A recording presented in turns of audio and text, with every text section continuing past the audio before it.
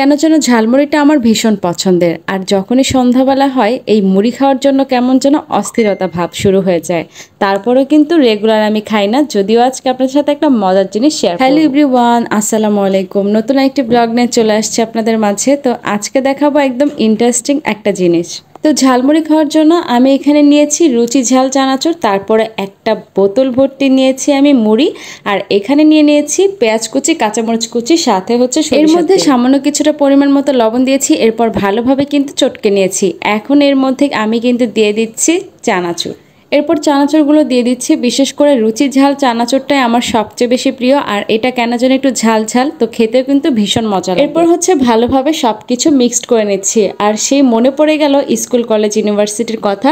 আর প্রত্যেক সময় কিন্তু দেখতাম সেই কলেজের কিন্তু গেটের কাছে কিন্তু মুড়িওয়ালা মামা দাঁড়িয়ে থাকতো, আর তারা কি সুন্দর করে মুড়ি মাখাতো। এরপর ভালোভাবে চানাচুরগুলো মাখিয়ে নিচ্ছি। আর এইভাবে চানাচুর মাখা খেতেও কিন্তু অনেক বেশি দারুণ। আমার কাছে এরকম ঝাল ঝাল চানাচুর মাখা খেতেও কিন্তু ভীষণ পছন্দের। আর এরকম যদি প্রতিদিন খাওয়া যায় তাহলে তো কথাই নেই। তো এইদিকে হচ্ছে ভালোভাবে আমি চানাচুরগুলো একদম মেখে নিয়েছি। এখন এর মধ্যে আমি মুড়িগুলো অ্যাড করে দিব।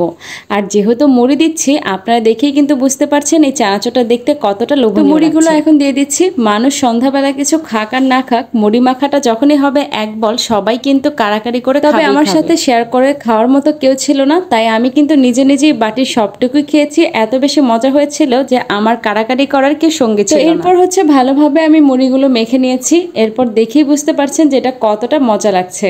আর যাই হোক, আমি যখন খেয়েছিলাম এটা কিন্তু অনেক বেশি কচকচে ভাব ছিল আর অনেক বেশি। স্কুল কলেজ গেটে, ইউনিভার্সিটির গেটেও কিন্তু এরকম মুড়িওয়ালা মামা দাঁড়িয়ে থাকতো, আর গিয়ে বলতাম মামা 10 টাকা ঝালমুড়ি বানিয়ে দেন, একদম মশলা বেশি। আমার কাছে সবচেয়ে বেশি মুড়ি মাখা সেটাই ভালো লাগে যেটা হচ্ছে একদম খেতে কচকচ করবে। আর এটা কিন্তু দেখেই বুঝতে পারছেন একদম কচকচ। তো যাই হোক, এদিকে হচ্ছে আমি আপনাদের সাথে শেয়ার করব আমি ডাল ভর্তা কিভাবে করি। তো এখানে হচ্ছে শুকনো মরিচ ভেজে নিয়েছি, সাথে হচ্ছে ডাল সিদ্ধ করেছি, আর নিয়েছি পেঁয়াজ কুচি। তারপর এখানে পরিমাণ মতো সরিষার তেল দিয়েছি, সাথে দিয়েছি পরিমাণ মতো লবণ। এরপর হচ্ছে ভালোভাবে আমি এখানে মিক্সড করে নিচ্ছি শুকনো মরিচটা। আর শুকনো মরিচের আজকে পরিমাণটা কিন্তু একটু বেশি, যেহেতু ঝাল ঝাল করে ভর্তা খেতে আমার ভীষণ পছন্দ, তার জন্য কিন্তু আমি শুকনো মরিচের পরিমাণটা একটু বাড়িয়ে দিয়েছি।